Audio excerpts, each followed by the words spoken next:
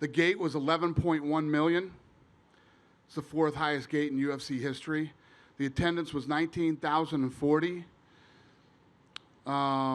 The bonuses went to Dober, Diego, Kelleher, Olynyk, and McGregor. I gave out 5 tonight. I'm feeling very generous tonight. And then the 50-50 raffle was $108,650. Who's got the first question? Dana, I want to ask you just quickly on medical updates. Macy Barber was obviously clearly hurt. Do you have any initial updates on her? She was transported, but I don't know what's going on. Elliott was transported with a head and face CT, and obviously Cerrone. Yeah. With Macy, I want to ask you real quick. Do you know if there was any pre-existing condition, or what did you make of the doctor coming in? We don't often see a knee check in the middle of a fight like that. So weird. I know. I don't know, man. That was weird. Where's Hunter at? Did you ever find out what that was about? You want to check her knee? All right. Fair enough. Just quickly on Cowboy's condition. Precautionary, or does it look like he has a broken orbital, or do we know? I thought he had a broken nose, but I don't know. What do I know? Fair enough. Let's get to the main event. Conor McGregor, obviously an incredible victory for him tonight. What were your thoughts on his performance? I was blown away. He looked unbelievable. You won't hear another peep out of me about fighting at 170. So, I know that there's always critics and there's always somebody who has an opinion. People are going to say that Cowboy was shot, which is total bullshit. And Conor McGregor came out. He looked fast. He hit hard. He had a game plan. And he finished a real tough kid who came to win. Obviously, Conor McGregor is great for UFC business, but I wonder, Manny Pacquiao's team has already sent out a poster of him. Floyd Mayweather has just now sent out a poster of, the rematch. And, is this going to be good for you, or is this bad for you now that Conor's going to be so much in demand again that now you got to go through all these options and figure out what works? Was Conor out of demand? No. Yeah. These are great problems to have. I'll deal with them. Nice. I know you don't typically release numbers, but can you give us an idea of, how this pay-per-view is looking? Killed it. Like the number that we did on a fucking streaming service is unbelievable. Yeah. Let me tell you what, and I got to say this publicly too, because the job that ESPN did promoting this fight, I have never seen anything like it. You guys have been in the fight business for a long time. I haven't seen anything like this in my life. You couldn't turn on an ESPN channel without knowing the fight was on. One of my friends was showing me today, and I don't know this shit, but there's on your phone, there's like malls that you can go to, right? Like a mall. You can go shopping and buy stuff from all these different stores. To get into the store to buy, you had to get through the Conor McGregor Cowboy fight first and select to buy it or don't buy it or whatever. So I just have to say, the job that they did promoting this fight is second to none. It was amazing. So coming into this fight, you teased that, hey, if Conor wins, you really like the idea of a lightweight title rematch. But this week, there's been a lot of fan demand, it seems like, for him versus Masvidal. And now that you're saying, hey, you like him at 170 pounds, what do you think makes more sense, a lightweight title fight or maybe this fight with Masvidal? Yeah, listen, every time there's somebody out there fun, there's always somebody fun that can match up with Conor, and everybody wants to fight Conor. Everybody's wanted to fight Conor for the last however many years. When you look at what makes sense, right, we're at a place right now where Conor was saying, going into the Habib fight, he had lots of personal stuff, some stuff self-inflicted. He had injuries. He had all these things going on.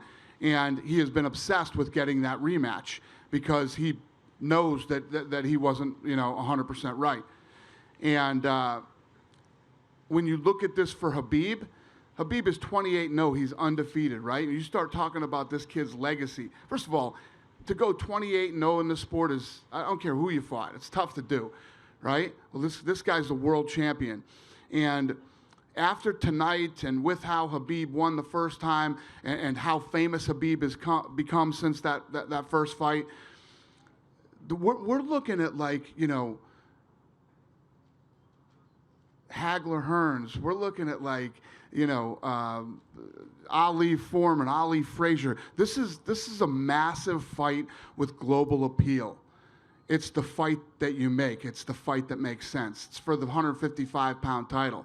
If Conor and Masvidal fight, neither one of them even have a title, although Conor does want his BMF title, but he doesn't have a world championship. So Habib's the fight to make.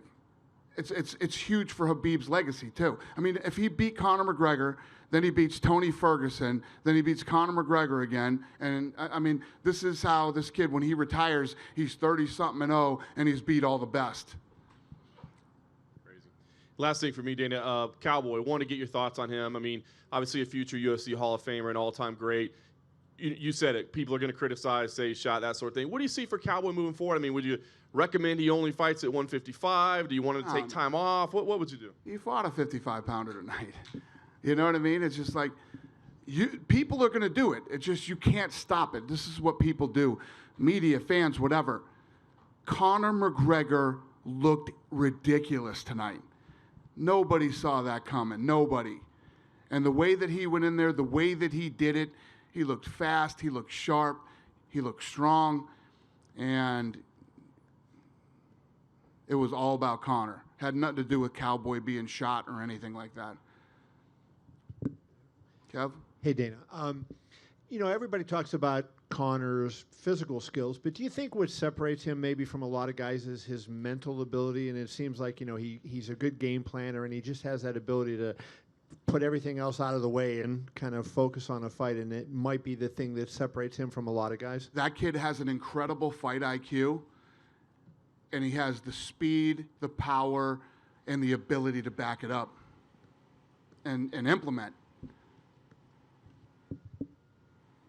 And during your career, you know, you've seen a lot of guys that, you know, they were tough guys and they lose fights and they don't come back the way, you know, he came back tonight. I mean, a lot of times guys, you know, kind of, they lose it and they're not the same confidence-wise. Is that another thing that you notice in him that makes him different? Well, the other thing that makes it different is, more importantly than you lose one and you come back, is the time off. Time off is usually never very good for fighters. You stay active, you stay in better shape, your timing is better, all that stuff. And many of you know throughout the years with me talking, I'm a big believer in ring rust. I believe in ring rust. It's real. I've seen it. I've seen it happen. I've seen it play out. We didn't see it tonight. And last thing for me then, you know, I told you I thought a Habib fight would do $3 million with Conor, right? So I'm in agreement with you, but I'll bet it does more. Okay. Listen, when you said that, I was with you. I'm telling you right now, Habib versus Conor is the biggest fight in the company's and the sports history, but I think it might rival Conor and Floyd. Interesting. So I just throw this out. I mean, he said he would fight in March if that was there. You got 40 seconds. Here's your problem that you have if you wait for Habib, don't you? Habib's no guarantee to win, number one. Right. And then number two, if Conor fights in March, now you have him sort of on the same path, and then as soon as he wins, he's ready to fight the winner, as opposed to if, let's say, Habib loses, now you don't know you have a rematch or what you do. Doesn't it make sense to bring him back and maybe put that Masvidal fight on underneath Adesanya, and you have, or in front of Adesanya, but you have him fight again, gives you another big fight at the start of the year, and keeps him active. As he only fought 40 seconds, as good as he looked. Yeah. Yeah, I mean, there's a lot of different things that make sense that you could do.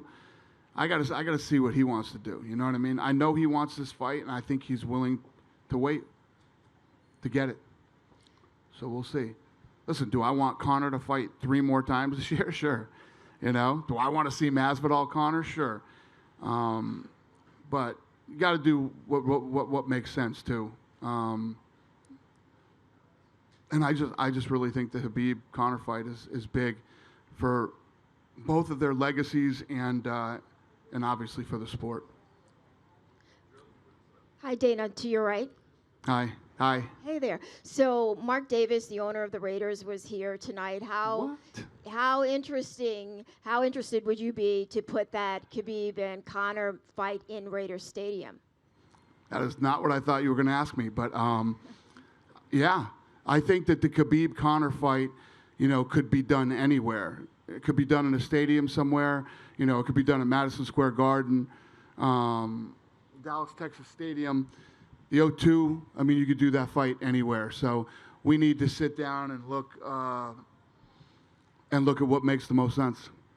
There's been a lot said this week about kind of Conor 2.0, the evolution of Conor McGregor as a professional and as a man. What did you think about his role in the promotion leading up to this fight? He was much more introspective and laid back and not as kind of manic as he had been in the past. Well, I think he was a lot happier.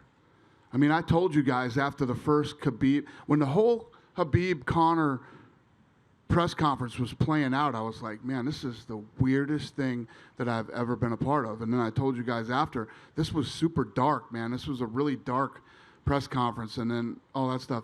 And if you look at the things that were going on with Conor at that time and, during and after that fight, what I saw this week was a guy who was happy, re-energized and happy to be here and happy to be back in the octagon. So it was good. It was awesome. I loved it. I like Conor McGregor. I mean, I know you guys, the fans, everybody bust my balls that, about my relationship with Conor, but how do you not like this kid? Right? How do you not like him? Last question for me. I want to talk about Holly. So she won tonight. Holly is 36. You talked about perhaps this being her last go. Do you still feel the same based off of what you saw from her tonight? She looked good tonight. Her and Raquel fought to a split decision last time. And Raquel's tough. Raquel punches hard. Look at the fight between her and Amanda Nunes. I mean, that was a war between two tough girls. The problem with Raquel, and I've said this to her a million times, she will not let her hands go. She's got hands. She doesn't let them go. Oh, not to mention the fact that the ref let them clinch for 4 minutes for 3 fucking rounds, and they fought for a minute. That was a problem, too. Driving me crazy, man. If you are not doing damage or advancing your position, you split the fighters up and make them actually fight. And I like this guy. I don't want to, bum this guy out and whatever. But he's running around the octagon, I'm like, what fucking fight is he watching? He's moving around like he's trying to stay out of the way, like there's a fucking war going on or something. And these guys are leaning up against the fence for 4 minutes. Are you shitting me right now? I literally almost got up and walked out of that fight. I was so frustrated. But anyway. I've shit on enough referees in my day. I don't want to. That guy seems like a nice guy. I'm too old to be fucking doing this shit anymore, tearing these guys apart. He's a nice guy, and I don't mean to whatever, but you saw the fight. You know what I'm talking about. Dana, there were a lot of great performances tonight. Right over here to your left. Oh, we've got. Hey, buddy. Yeah, thanks. So a lot of great performances tonight. Who impressed you the most? Diego looked really good, and that's a big win for him. But a lot of these kids look good. That's why we gave out 5 bonuses, right?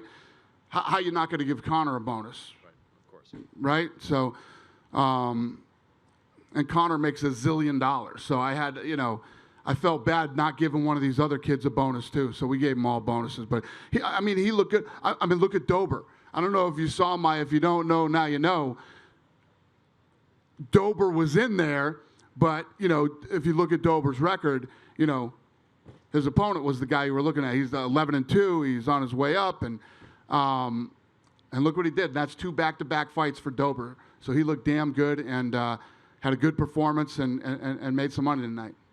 How surprised were you with Roxanne Modafferi's performance? We know you liked Macy. Everyone did. She's a great fighter, young fighter. Were you really surprised, or did you think Roxanne? No, I wasn't surprised. At the end of the day, when you're climbing the ladder like that, Roxanne is a tough test. We knew that she was going to be a big test for her. And if her knee didn't pop out, maybe it would have been a different fight. Because one of the things about Macy that I love, and I can't remember who she was fighting, but you guys might remember. She got her ass whooped the first round, went back to the corner, readjusted, and came out and finished her in the second round. So who knows how the fight would have gone if her knee didn't pop out, but these things happen. She's young, she's talented, she's tough, and she'll be back. I agree. Speaking about Diego Ferreira, I think he's probably due to fight a top 10 opponent soon, and he seems like a guy for real. Do you have any plans for his future that come to mind? Yeah. He looked good tonight. So, and like I said, beating Anthony Pettis, and Pettis is ranked number 11 right now. So big win. What you don't want to do when you're that kind of guy is bust too far into the top 10. So we'll figure out what's next for him. Last one for me. Obviously, it's not a pleasant subject, Alexa Grasso, that fight falling out. You may have seen that she's saying she's going to 25. She's not waiting or fighting you guys like some fighters do and say, no, give me another chance. She's herself said she's going to 25. Are you going to give her a chance there? How do you feel when someone misses like that, but they take it upon themselves to say, I will go up to the next weight division? Listen, man, I said it the other day, too. We get pissed off when people don't act like professionals and make weight and everything else. Alexa Grasso is one of the sweetest human beings on this planet, and she's a professional, and something must have gone wrong in her camp. I think that if you look at her, she's gained a lot of muscle over the last year, and I'm wondering if that had something to do with her not making weight. But I actually feel bad for her. She's a great kid, and I look forward to seeing her at 25. And for Claudia, I'm sure you're going to want to give her a quick turnaround. No, I don't. She wants it. I don't want her to have to cut that weight again. She made weight, and she's a savage. She's terrorized. She wants to fight again and all this other stuff. I'm going to talk to some people and see how long we should wait for her to be able to cut weight again. There's no hurry. There's no hurry. Awesome. We're going to do whatever's safe. Appreciate it, Dana. Yep. Yes. What did you make of the stoppage in the main event? Because there was some consensus online that perhaps Rahoni took a few more shots than were needed. I thought you were going to say something else. I was going to be like, what? Yeah, that happened. What was the other fight that happened in? Nasrat Takbaras, Drew Dober. Huh? Yeah, the Dober fight. Yeah. He got hit with like 12 unanswered shots. Yeah, the reffing wasn't 100% tonight. I mean, that's a fact. Okay. I don't know if the Cerrone stoppage was horrible, though. I don't know if I would say that. Well, what would you say about it? At the end of the day, the reality is we're not in there. We're not the refs, and I wish it could be perfect. It's never going to be perfect. It's not perfect in football, basketball, or any other sport, and it's never going to be perfect here. And I think that it's probably one of the toughest jobs in all of sports because everybody's an expert and everybody's a critic and everybody wants to rip you apart after they don't like the way you did it. But as long as nobody gets hurt, it's. I thought the Cerrone stoppage. Never once did I look at the fight and go, they should have stopped that sooner, like I did for the other fight, the Dober fight. And then, so you're saying that the Khabib-Conor fight, should be next, but that seems to be completely based on the fact that Khabib wins the fight with Tony. If Ferguson wins, I said that. Well, what's the plan then? If Ferguson should pull off the upset, Conor wants that belt back. He's going to fight whoever wins. So it's regardless of. Yeah. Okay. And if Robert Whittaker had to pull out of his bout with Jared Cannonier, there's a lot of rumors online about Darren Till stepping up to take that fight. Is there something you can? I think so. I think Darren Till hurt his foot or something, didn't he? Yeah. Ankle? Yeah, he hurt his ankle. Is there any contingency plan for that fight right now? Because Cannonier, we're working on it. Top. Yep. We're working on it. Okay. We just had a really big fight tonight. It just ended. We'll get that done, and we'll let you guys know when it's done. All right. And the final one for me. In New York, I asked you about Alexander Gustafsson. You said that you've been in talks, that he is coming back. When we've talked to him, it's kind of like he doesn't want to say too much. So can you give us an update? He doesn't want to say too much? Yeah, he's kind of like, I don't know. We'll see what happens. But yeah, that sounds like Gustafsson. But can you give us an update? I mean, have you spoken to him about a potential timeline for a comeback? No. But he wants to come back. Okay, thank you. Yep. Dana down here. Hey, bud. A minute ago, you were talking about some of the cities that a potential rematch between Conor and Habib could happen in, right? Conor wants it to happen in Moscow. Is that even possible? Nope. It ain't happening in Moscow. Why not? Why? Why do you think it's not going to happen in Moscow? Pay-per-view, maybe? But I don't There's know. many, many reasons why it wouldn't happen in Moscow. You know, when I just rattled off the places we could do it, I mean, those are the places that make sense. You're either going to do it in the UK, New York City, Dallas, Texas Stadium, the stadium here, T-Mobile. Those are all the places that make sense. Realistically, Vegas is always the place that makes the most sense when you have a massive fight. Unfortunately, Habib is not a big Vegas fan after what happened to him last time. So, I don't know. I think we've seen a very different side to Conor this week. Have you seen that, I guess, before in the lead up to this fight? Because we haven't really seen him for 15 months, and he's come back a very different person. But did you see that before he came back this week? Yeah, I mean, Conor and I have had a lot of good conversations, and you know, but you never know what's going to happen when Conor shows up and is getting ready for a fight. But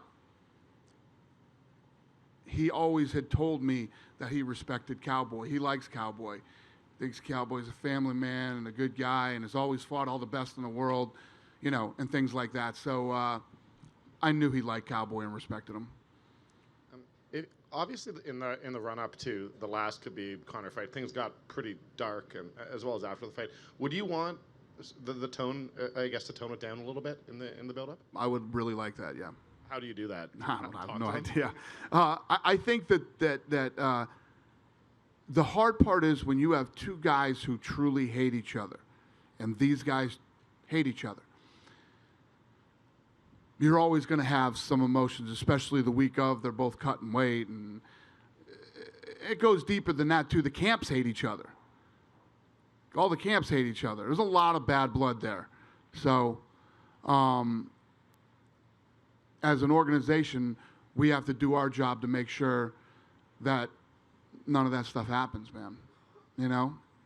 And then, obviously, I know you've seen Floyd's Instagram post about doing Mayweather-McGregor, too. Yeah.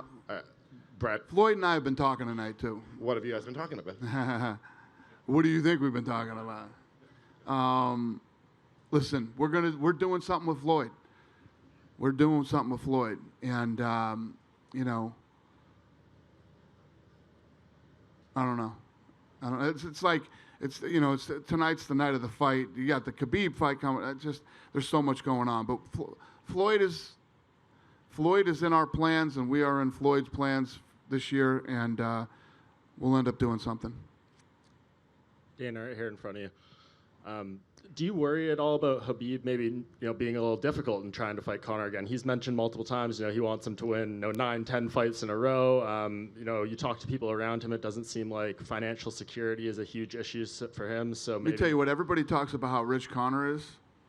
Habib is rich. So I mean, that's kind of Habib has that type of money. Right. You know, Habib has that type of money. And when I say that type of money, over $50 million. So, but the reality is Habib has never turned down a fight, ever. Habib doesn't turn down fights. This is not his style.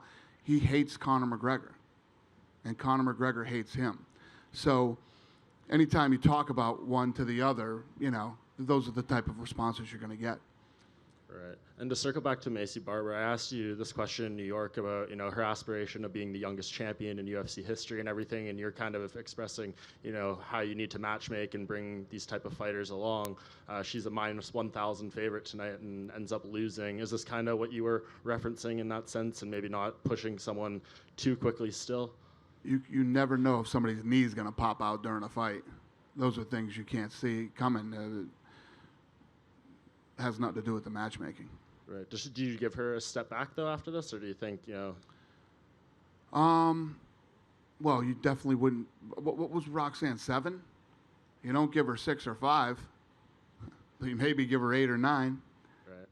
And Alexei Olynyk, he got a bonus tonight as well. You know, this guy is very unique in MMA. He's the first fighter to win across 4 decades, you know, starting in the 90s, 2000s, 2010s, 2020s. What do you kind of make of him? Fabricio Verdum called him out after and said he'd love to fight him when he returns from suspension. You know, he's an older guy, very unique style. What do you just make of him? Yeah, no, he's an incredible athlete, man. To do what he's done and still be doing it is very impressive. You know, there's a lot of guys that did that, but they're not doing very well. Still hanging out and fighting, and you know, or they're fighting bums, right? To be here doing what he's doing in this organization is tough to do. Dana, just over here in the front, I'm just wondering, what's going on with, what would your plans be for Justin Gaethje? Obviously, he's right up there in the division as well, and if Conor has the next title shot, does that mean he'll be fighting again in the interim? You know what? It's a great question. That's a great question, because there's been all this, you know, what about Justin Gaethje stuff? The reality is, me and Justin Gaethje need to sit down and talk face-to-face and have a meeting. So I'll probably do that in the next few weeks and sit down with him. I like Gaethje. Gaethje's a great kid, and he's a super talented guy, and he and I need to get on the same page. Because I know Conor wants to be, and I'm not sure what the status is now, but he wants to be like a backup in case something happens with his Khabib-Tony Ferguson fight in April. I just want to be a backup. He's saying that fight's not going to happen. He has predicted that fight will not happen, and he will slide in and cut weight and do the fight. Do you take that on board? Is that something you would consider, or? Yeah. I ain't saying no to that one. Because I was going to say Gaethje, I suppose he'd be in a position as well where he would love to be in a backup spot to that fight falling out too. Yeah. So there could be a couple of guys there. I'm just wondering, you've spoken about how big this Khabib-Conor fight rematch would be. How big do you think a Tony Ferguson-Conor McGregor fight could be? I mean, yeah, big. Conor McGregor and this guy right here with the camera is a huge fight. Hey, Dan, it's Dan. Hey. You're right. So if you want Habib versus Conor, and then would that leave Usman versus Masvidal? Is that what you like in a perfect world?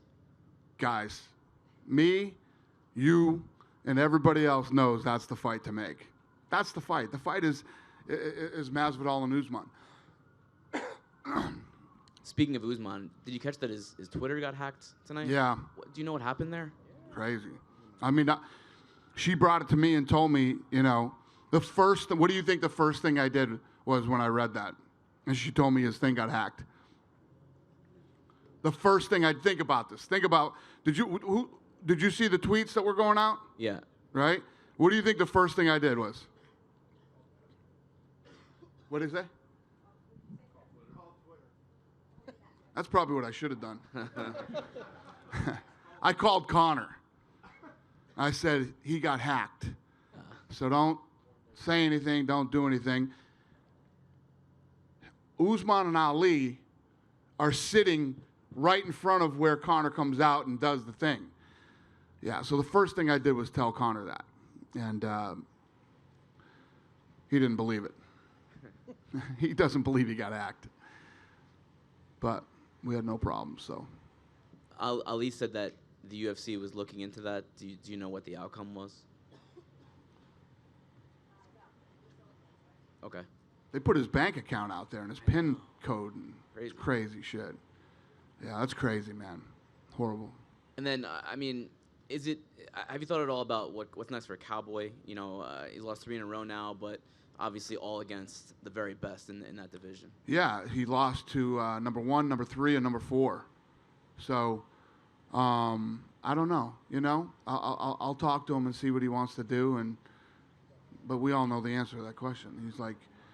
He's like the lighter version of Chuck Liddell. You know, it's like this is what the kid does. It's what he loves to do. It's who he is. You know, these are the not so fun part of this job when you have to have these kind of conversations and ask him what he wants to do. But I don't know. Will you ask him to take like a break or maybe yeah I'd like fight to guys who are not ranked as high? Maybe? No, that's not what we do here. We don't do that here. So, you know, when the rankings come out on Tuesday, we'll see where he ranks, and that will determine what fights he would fight next. But if you feel like you should fight guys that aren't ranked in the UFC, you probably shouldn't be fighting in the UFC. You should be fighting somewhere else, because there's plenty of places you can go where you can actually make a lot of money. You know? Last thing for me, Nate Diaz has tweeted a bunch of things tonight, a bunch of different things tonight. Have you spoken at all with him? Has Hunter spoken at all with his people over the last few weeks? No. In a perfect world, do you see him fitting into any of these plans coming up this year? I don't know. I don't know. Not off the top of my head, no. I don't know what Nate wants to do next. Thank you. Over here to your left, Mr. White. Yep. Good evening. How are you? Over here. Hey, buddy. Hi. How are you doing? First question. You seem to flick of a mention there that it is a possibility that the UK could house a Conor McGregor fight. 100%. Would that be at Wembley Stadium, as we've seen with Anthony Joshua? Yeah, you could do any of the big venues out there. The Cardiff Stadium as well, the Millennium Stadium, they both take 80,000, 90,000. Yep. When you go back to the office on a Monday morning, you haven't had Conor McGregor for 15 months. Does it make your job easier? And what I'm asking is he arguably, Conor McGregor, the most complete package we've ever seen in the history of fight sports? Yeah, I mean, this guy is such a huge superstar. I mean, I put him up there with Tyson, Leonard, Ali, all of them. He's got the biggest pay-per-view in pay-per-view history, and he's, how many of the top 10 does he have? I don't even know, but he's one of the biggest stars out there. A lot of times coming up in his career, he's been doubted for his talent, and he proves everybody wrong every time. And I mean, the kid is just such a massive superstar. So does it make my job easier? Yeah, one day out of 365 it does. Yeah, obviously promoting a Conor McGregor fight is fun. It's whatever, but I wouldn't say it makes my overall.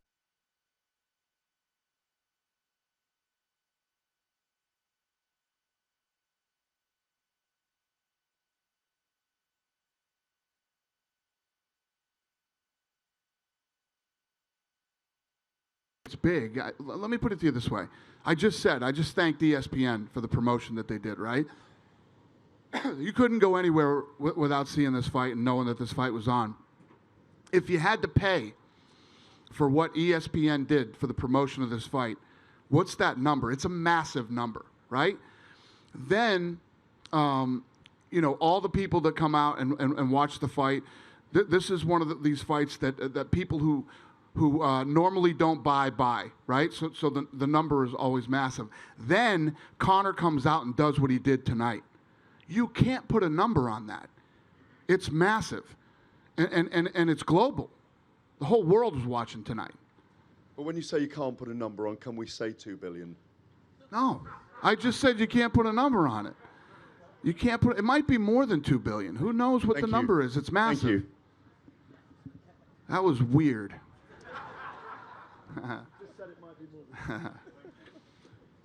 You guys good?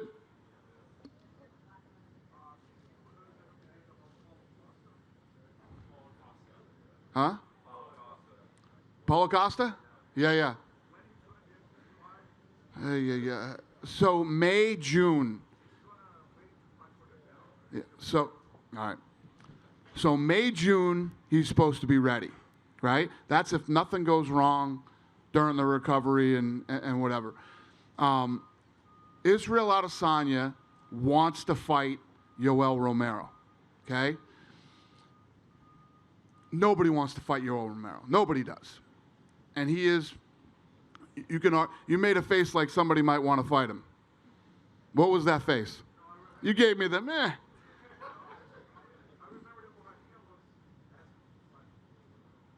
You know somebody that wants to fight? Yeah, exactly. Nobody wants to fight him. Believe me, we make the phone calls.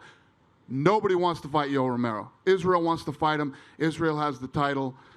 Israel feels that his legacy will not be complete if he doesn't beat Yoel Romero.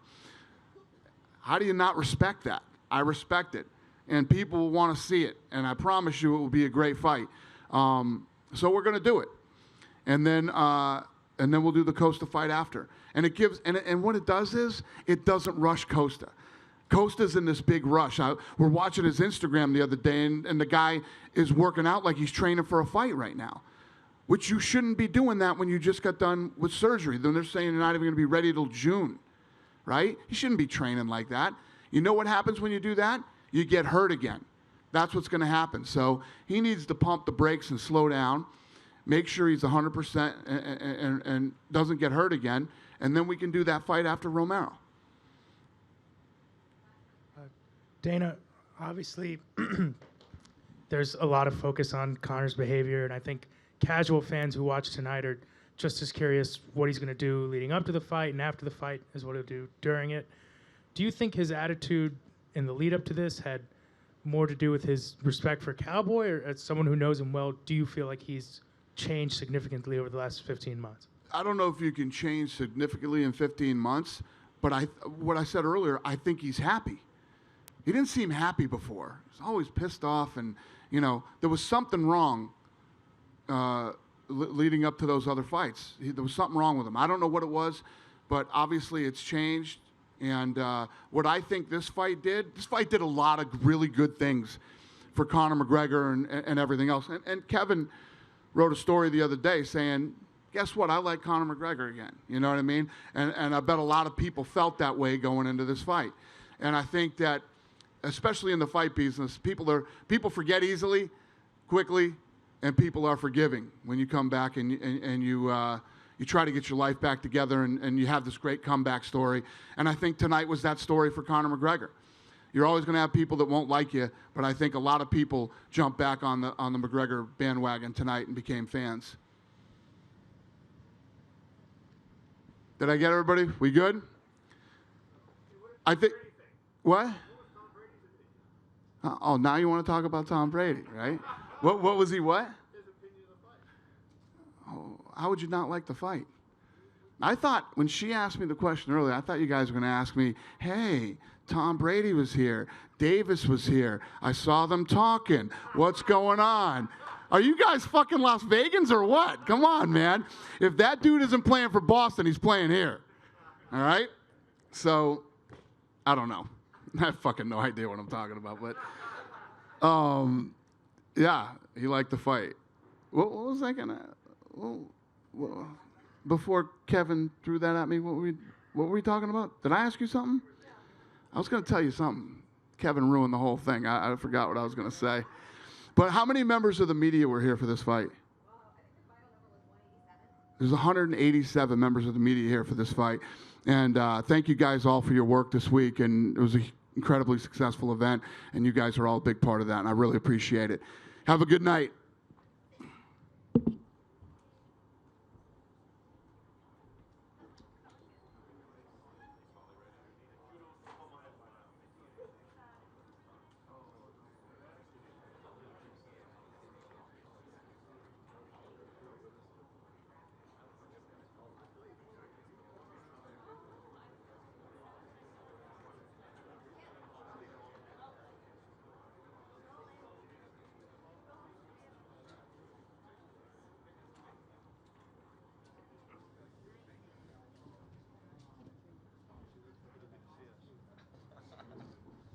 Ollie, congratulations on your win. Effective, maybe not necessarily as exciting as you might have liked for it to have been, but I mean, a win is a win at the end of the day, I guess. So just tell us about the emotions right now that you had a chance to let it sit a little bit. Well, I always want to do more, and I always want it to be more exciting, and I want to knock out, and I want, to show performance and all that. So obviously, I always look back and wish I could have done this or that. With that being said, she's also one of those really scrappy fighters, and she can kind of make a fight look messy. She can, get into she'll bang with you, she'll be in the clinch with you, she'll go for takedowns. She has her wrestling background. She has, it's not like all of her wins are like by the same thing. She's kind of all over the place. She's kind of a threat everywhere. So, one of the positive things is that we were able to take, her game away and not let her really get off on that. But yes, I wanted to do more. if I can be controlling in the clinch, I better be being, kind of more damaging with it. So we'll just have to keep going to the drawing board. Yes, it feels good to win, but I always want more. I mean, the first fight was kind of a weird one, too. I mean, is it like, can you just write this off as, hey, sometimes styles are just going to make for weird fights, or do you kind of, or will you be more critical of yourself in that? I just feel like I could have done a lot from every situation in this fight. I've learned a lot since our first fight. Our first fight was kind of, a little bit more of just like back and forth. And this fight, yeah, I was able to kind of just control the pace of the fight, but I should have done it in any way I wanted to. I felt comfortable enough to do it anywhere, and I should have done better at that. I think at the time of your fight, the beverages were probably flowing pretty well in the crowd, and I think they were ready to see Conor McGregor fight for sure. But there were some boos going on. I mean, can you hear that? And does it affect you, like, as you're fighting? I mean, you've had so many great highlights as well, but when you hear that, do you think about it? I've heard boos. I didn't hear much tonight, but I did hear a couple. But it doesn't. Usually the people booing aren't the ones that actually do this for jobs, so it really doesn't bother me, I don't understand everything that everybody does in their job, so I'm not going to criticize it. And it really doesn't bother me. It really doesn't. They don't have to boo me. Trust me, at the end of the day, I know that I want to go back and be like, you know what? I could have done this better. I could have done that better. I could have done more. I don't need I already know what I want to do, and I don't do this job for anybody. I do it for myself, and I try to make the people around me proud of me, and I want to do things like that. I want to make them proud, and I love that I have fans, and I always want to give them the best show I can, but sometimes I fall short of that, and it just keeps me driven to want to move forward and keep getting better. Last thing for me, you said, listen, you want to get back to the title shot. Do you see a path there? I mean, have you mapped out how the division lies, and can you get it done this year? And are there certain names to get you there? Do you have a journey in mind of how you could get there? When I say I want a title shot, as whatever path it is to get there, that's the goal. When I first started MMA, everybody said, "What are you doing?" And it's like, well, I want to be a champion in both boxing and MMA, and I want to do it. And a lot of people were like, "Why are you starting a whole new career at 29? You're almost 30." And you think you can go and make this whole new career. Well, I'm still 38 now, and I'm still ready to go. And I know that I'm stronger than the girls in my weight class. I know that I'm in shape, and I know I'm healthy, and I know that I can do more. And what I needed to do is let more of my punches and kicks go tonight. With that being said, though, I'm walking away with not taking any damage and still being able to control a fight. So there's some things you can take away that's positive, and some things that I can take away and criticize myself on. And I do both. I like I like constructive criticism. I like to do better and take what things worked and try and do more to capitalize next time.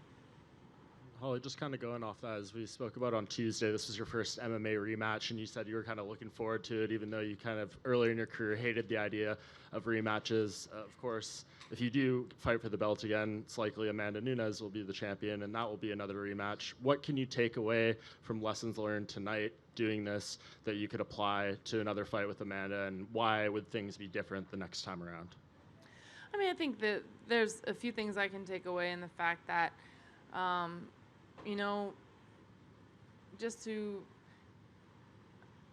tonight we were able to take away Raquel's game plan.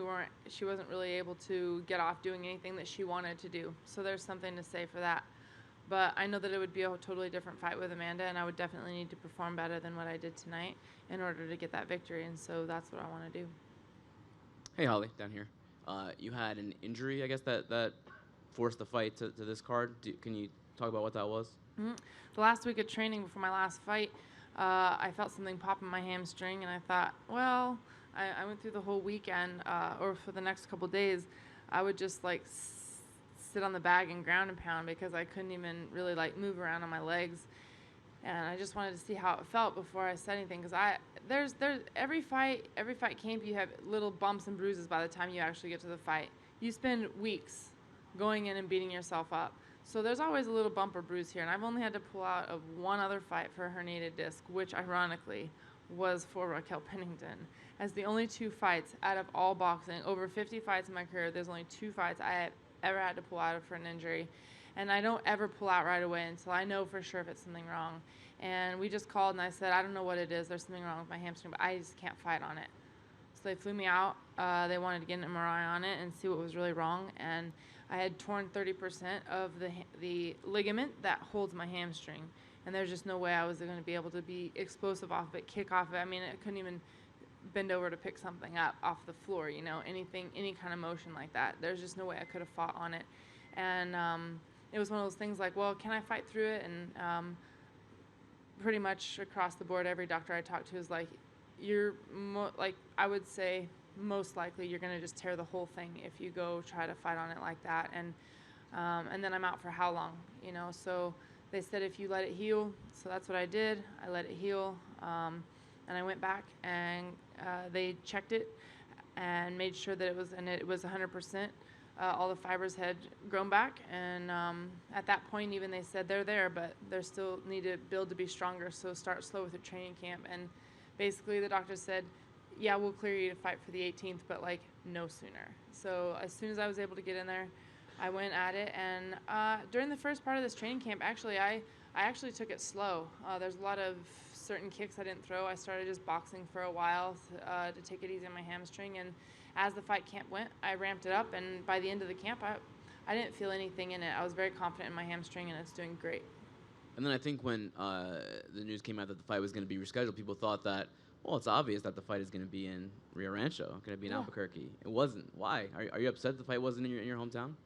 You know what? I just want to take whatever opportunity is there. And we had signed the contract for this fight, and then when the Rio Rancho card got announced, they said we want you to fight Rio Rancho, and Raquel Pennington said that particular time she couldn't make, so they said, okay, well, let's keep it in January. And this is as simple as that. Would you like to fight in the UFC in Albuquerque at least once? You know, if it runs across, then yeah. But if it doesn't, I don't get my heart set on one thing. You know, I want to take whatever opportunities in front of me. And I'll definitely be there watching, though, and I'm super excited to watch everybody on the card. I'm excited that UFC is coming to Albuquerque, you know.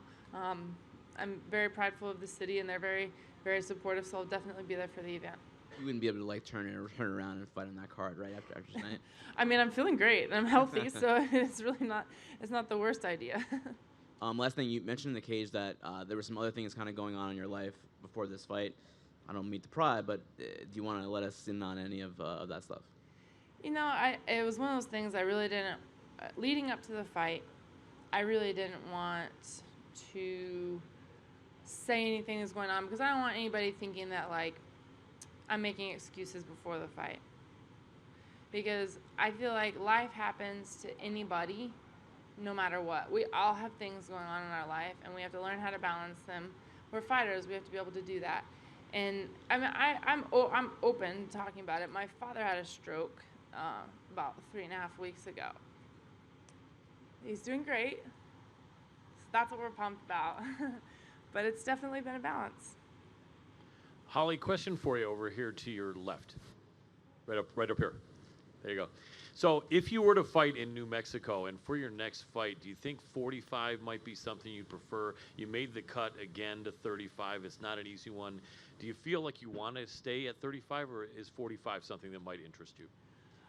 You know, I feel comfortable going to 35. Yeah, I got to cut a little more weight to go to 35, but I don't ever get in there and feel gassed out or that I drop too much, or, you know, I think that a lot of people, they cut a lot of weight to make it, and then they feel like they're gassed out. And I feel like, you know, I've had a pretty long career. I don't even know how many fights I've had total, but it's like 55 or 56 or something like that. And, you know, for as many times as I cut weight, I'm 38 years old. I don't feel like I get in there feeling like I got gassed out. I feel fine. So, you know, 135, I feel like if you can make that weight and you feel fine, then it's probably where your home should be. But I'm not against, you know, fighting at 145. I still know that I'm strong enough to fight at 145, and I still feel like I'm a big enough fighter for 45. So it's not that I'm stuck at one or the other, but 135, I feel is maybe more my home, but I'm open.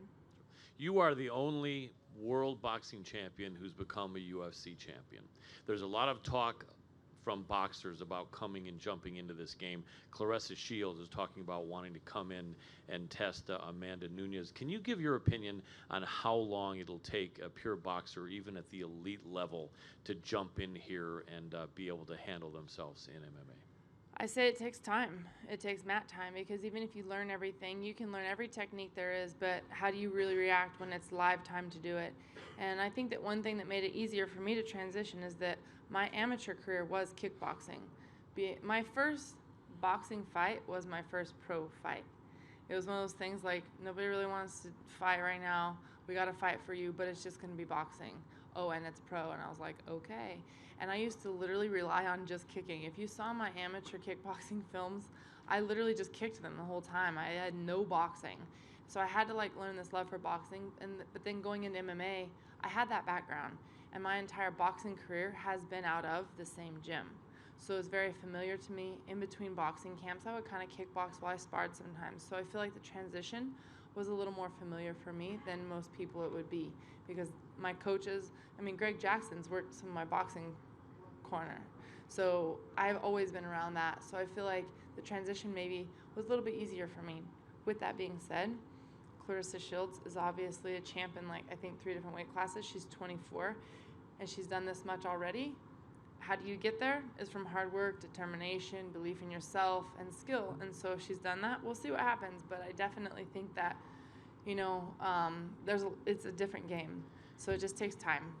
The time, can it be done in 6 months or a year, or would you think more like 2 or 3 years if you had to say? I would say it takes time. However, I'm one of those that thinks you can do anything. I said I'm going to leave boxing and start a whole new career, and I'm going to be champ, and everybody's like, okay, whatever. And I was able to do that, and I'm still pushing for it. So I'll never say it can't be done. Do I think that it takes a while? I really, truly do. Last question for me. You're doing well, you look great, but do you have an end date on the career? Have you talked to Coach Jackson or Coach Wink? Any thoughts that you got 2 more in you or 2 more years in you or anything at all? Yeah, I don't think like that at all. When I was done boxing, I literally was sparring.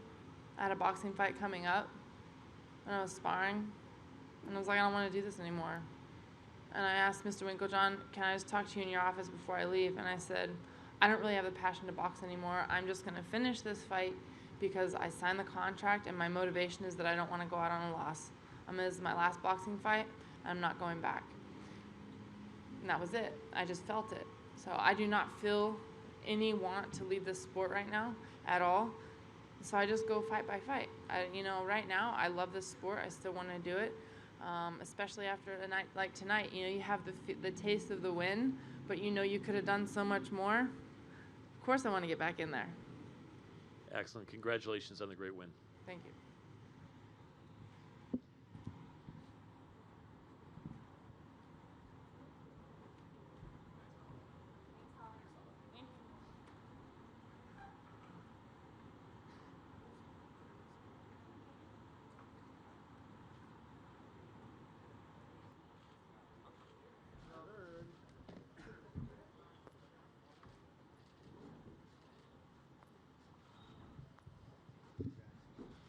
Conor, congratulations on your victory this evening. Thank you, sir. Appreciate that. 40 seconds. I don't think a lot of people saw that one coming. You obviously came out very, very quickly. So, did you envision a scenario in which you got this thing done that quick? I did come out and I let that left hand go from the chamber.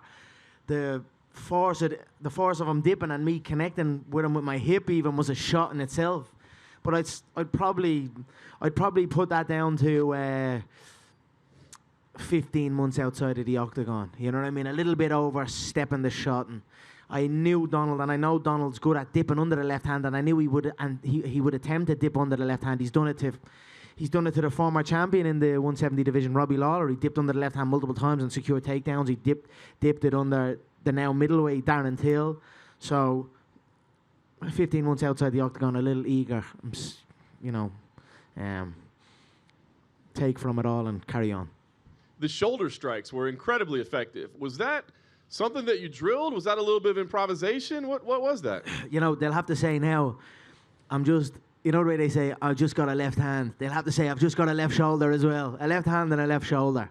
The so-called experts of the game, when they'd be breaking down my skill set, they'd be saying, I'm just a fighter with a left hand, which is highly disrespectful and uneducated. And I'd be surprised that so many of the supposedly knowledgeable people, they'd be just claiming it as that. So it's a good shot in the clinch.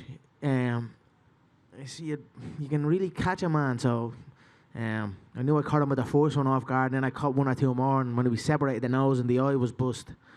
And it's a good shot. I've utilised that many times in the gym, and happy with it. You ultimately finished him with punches, but the high kick was a big part of the finish. I'm curious, I mean, obviously that's kind of his signature move in a lot of ways. I mean, was that something you wanted to execute, or?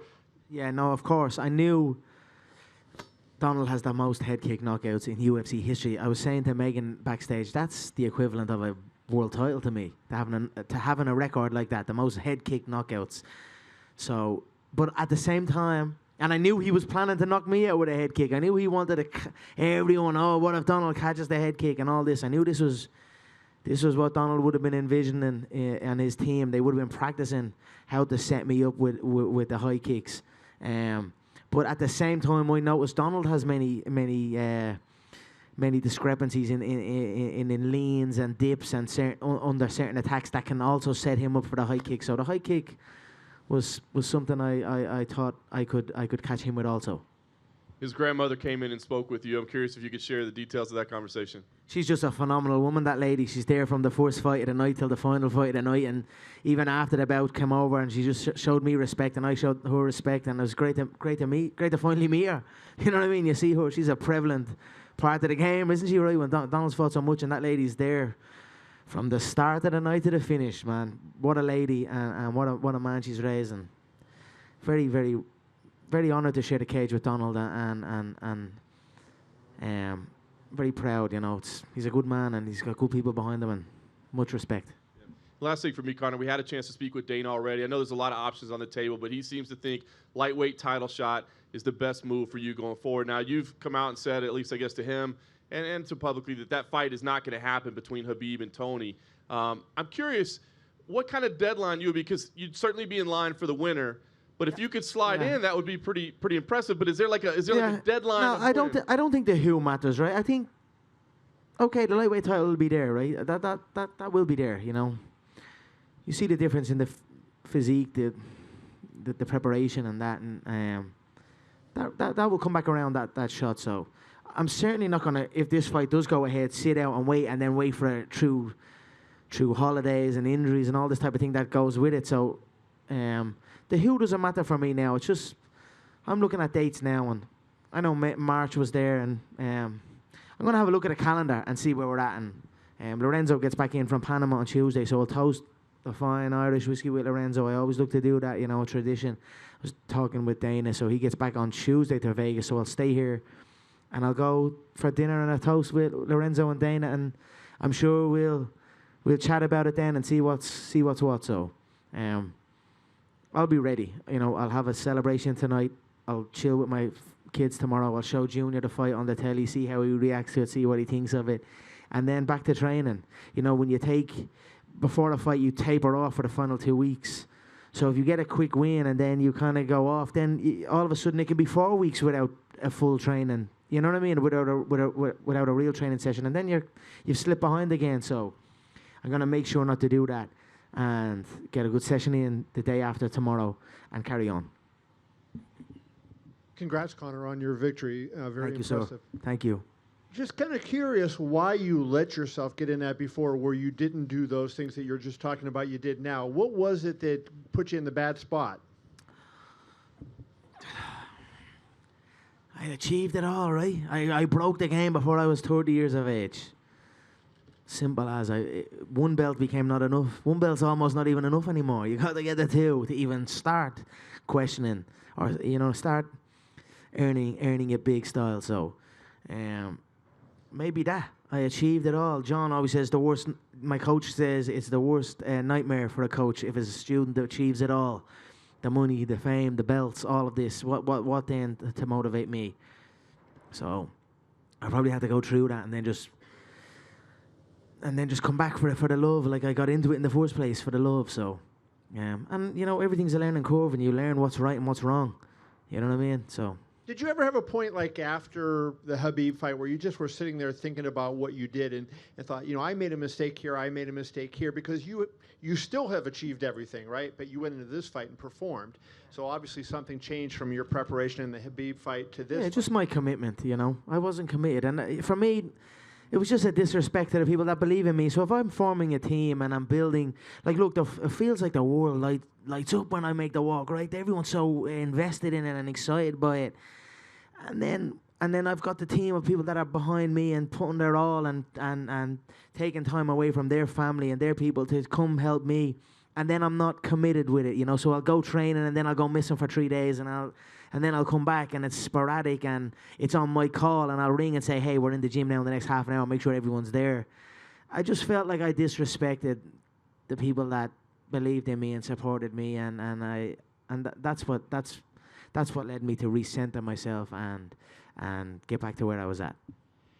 I wonder if you feel like you can turn that Habib fight into a fight like this, where I know you want to win the fight, but will it get nasty, or will it be a fight where you're able to do what you did here and people really, it seemed like they fell back in love with you like they had done several years ago?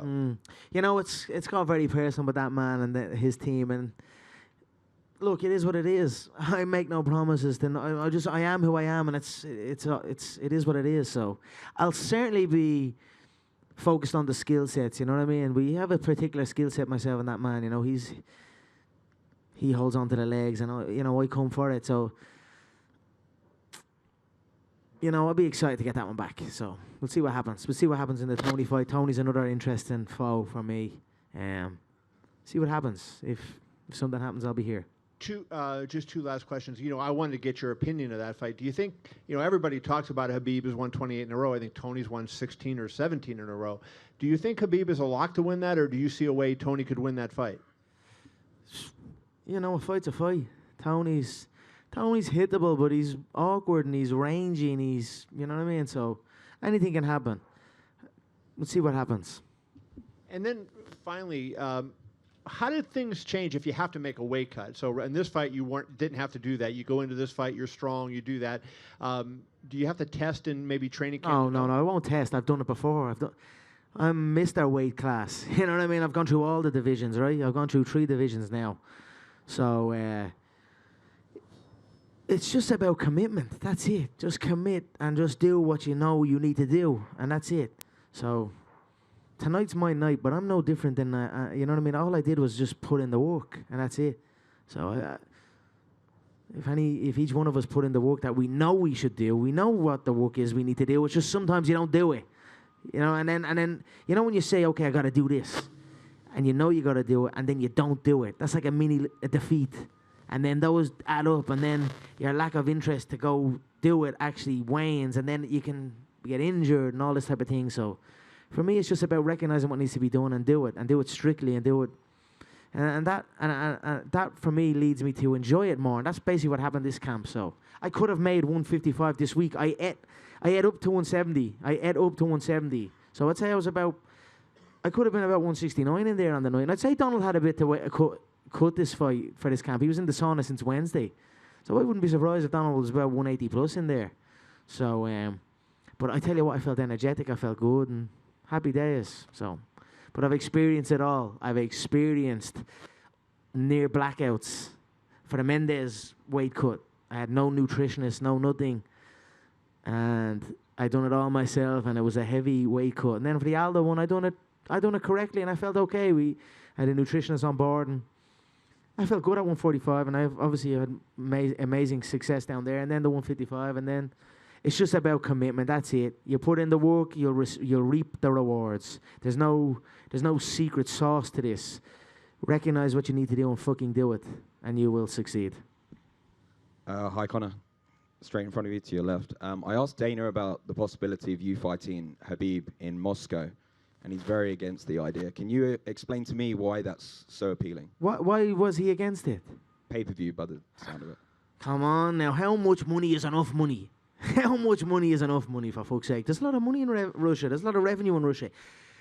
I love Russia. I love the Russian people. I went to Moscow recently, and they're such a great nation. They're so passionate about the sport of mixed martial art. They're so passionate about myself, and they support me greatly. They support proper 12 Irish whiskey. They know a good liquid. They know a good spirit. So they're good-spirited people. And what a place. It would be like something out of a Rocky movie. You know what I mean? So I'd be very eager to do that.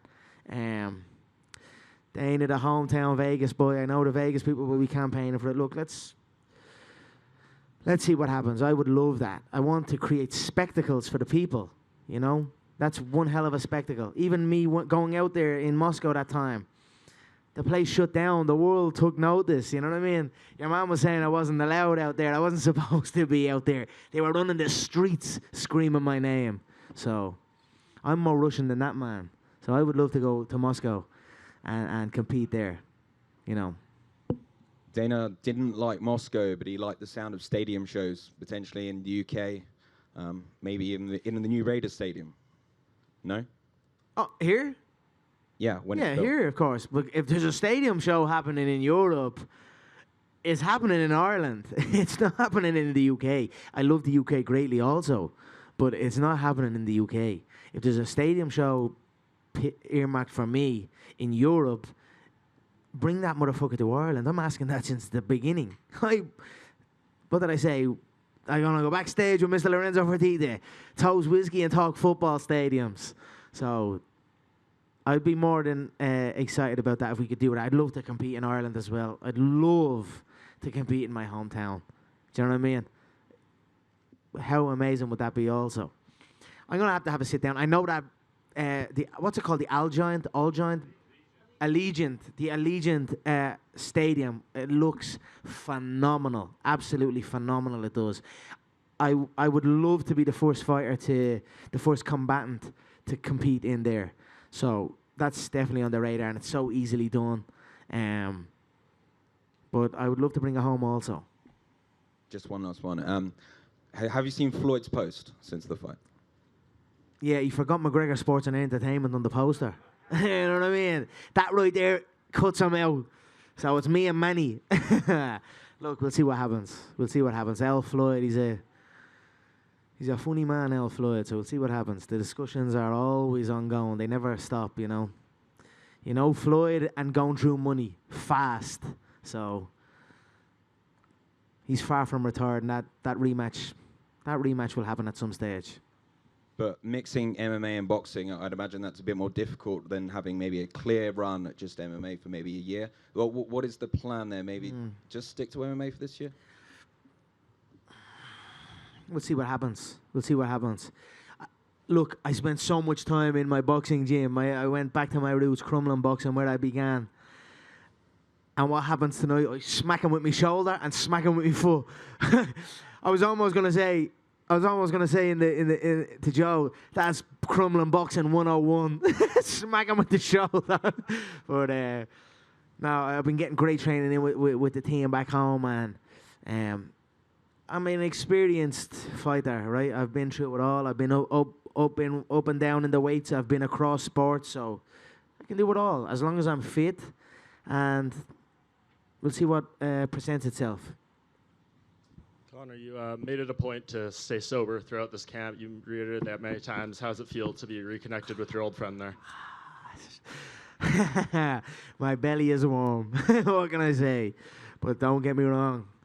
That's one of the things I love about whiskey. You've got to respect it. You've got to respect that liquid, because if you don't, it will come and get you. So I done a good stint off of it. It was not easy, but you know, the people deserved it. You know, I made a promise to the people, to my fans, to my team, that I would abstain. That's a baby of mine. I've got Conor Jr., I've got Kriya, and I've got Prabhat. That was one of my children. Seriously. So it was not easy, but I stuck with it, and it's great to get a little sip on the tongue now tonight, and I'll enjoy it with the fans tonight, and then respect it after that. You know, I've learned the lesson, I'll tell you what, once or twice. Tonight was Donald Cerrone's 34th UFC fight, which is the most in history. It's the first time he's never landed a strike in a fight. What does that mean to you to kind of be the person who made that happen? The records that man has, give him some sort of belt. Seriously, that, you know, you give belts out and this, that, and the other, and they're even creating them now at this stage. What a phenomenal legacy Donald has, and it's an honor to share the octagon with that man. Seriously, I mean that. I've shared the octagon with some great UFC fighters, and Donald is up there with the best of them all. So I'm very, very proud to share the octagon with him, and phenomenal records. I could only hope and dream to achieve the records he has. The amount of 34 fights, that's my 12th fight. So he's 3 times more fights than me inside that. He fought 11 times in the last year, and I'd only fought 11 times in the UFC period. So it's just breathtaking what the man's be at, and I'm happy that it was clean enough. You know what I mean? I thought if it went down, and Donald falls into shots sometimes, and I knew if he fell into it, I was almost anticipating having Herb stop the fight. I was almost anticipating if we go on here and he falls into a shot and I catch him with a backhand shot or a lead hook shot as he's coming in, and he goes down, I'm not gonna follow him down. I'd have Herbs try and step in. Do you know what I mean? That was kind of what I was thinking on the way in. So I'm happy the way it ended. It was a couple of shoulder smacks. The foot clattered him in the head and shocked him, and then the backhand put him down, and he'll recover. He'll recover and he can go again. So I'm happy with that. I'm excited to see what he does. You know. So. And you mentioned records. One of the first things off the tip of your tongue when you won was, the record about getting knockouts at featherweight, lightweight, welterweight. That's a phenomenal record. If I do say so myself, I wanted that one. You know what I mean? Like I said, they strip fighters and then they makeshift belts. They give fighters makeshift belts against like unranked opponents. All this type of stuff. And then it's like to replicate. When I won that champs, when I became champ, right, they didn't even have the second belt for me. They didn't want to have the second belt for me. Then all of a sudden they're stripping fighters and making easy enough matchups and almost creating it again after me. I'm like, what the fuck, man? These guys, they'll wipe you off the map like that. So I'm happy I got another. I etched myself in history again. With I don't think that can be. I don't think that's a record that can be achieved handily again, across 3 weight divisions, and so I'm happy with it. And you also mentioned, making up. They won't get rid of me, I tell you. And you mentioned, the making fake belts and stuff up too. Jorge Masvidal was cage side, and he was wearing a very familiar-looking outfit that I think you kind of made famous once. What did you make of that? I talk about baloney. If you ask me, that was ridiculous. I didn't know what was going on there. Like I said, the old ladies in Ireland, they wear house coats watching the soap operas. So I'm like, what's this guy sitting in? I don't know. Whatever. All the best. That fight interest you at all? Yeah, of course. Of course. Let's see what happens. I'd like to scoop up that. That's not a great belt, is it? But I'll still take it. Add it to the list, So, wasn't a good night for Jorge, if you ask me. But all the best to him. God loves a trier. And last thing for me, Nate Diaz tweeted out right after the fight. He has his own little thing and all. It's a mad scene. I don't know what does be going on. Nate Diaz tweeted out right after the fight, calling it weak as fuck. I don't know if that was in reference to Donald's performance or just the fight in general. What's your response to that? And is he anywhere on your list of potential opponents? Let's go, Nathan. Let's go, brother. Number 3. It's always here. So, we're right here, Nathan. Hey, Conor, down here. I think Jorge was trying to wear the same robe that you wore at the Maymac workouts in Vegas at the PI. It's like the same. I think that's what he was trying to. If you look at it, it's like a Versace robe. I know what it is. Why? So I don't know either. So I'm just whatever. Fucking, I don't know. Dana was in here earlier. I guess Kamaru Usman had his Twitter hacked, and some of the hacked tweets were to you. They were profane. I'd be skeptical of that. Because one came through early, and it had all the hallmarks of that little fucking weasel, Ali. Just a right. They give him control of the accounts. He had Frankie's account. He had Henry's account. This has been going on a while. He gets it and then writes something through their thing. And I've been in discussions with some of these athletes, right, to come on board and whatever, and help them out and that. And I know exactly what had happened. And then the way the first one was written, I knew exactly where it came from. And then all of a sudden, a little bit heavier ones, and then it became a hack job. So. Whatever. I don't know what the fuck. I don't know what's going on tonight. It's a bit of a weird night, wasn't it? The 2 boys doing mad stuff. I don't know, man. Whatever. All the best to them. So you think it could have been Usman tweeting that or Ali? No, I don't think it was Usman. I don't know. I don't care. I don't care, man. I actually don't care. It just had all the hallmarks of your man that's done it in the past multiple times. So that's why because Dana, I didn't even see it originally, right? I know I saw one originally, and Dana then sent a message to send to me. Oh, this is had to happen, and I was like, I don't think. And then but I didn't see any of the rest of them. I just saw the first one, and the first one had all the hallmarks of your man logging in and doing his thing like he's done with all his other clients that he represents. It's happened. This is happening since years. Like I'm talking to, like even with the other crowd. Like I've been dealing with this a long time, so I know exactly what the sus is. But whatever. I mean, do you think that with Usman and Masvidal, they're obviously trying to fight you? Obviously, that's what the message is behind all this stuff, right? Yeah. Is it not? Yeah, of course. Let's do it then. Let's do it.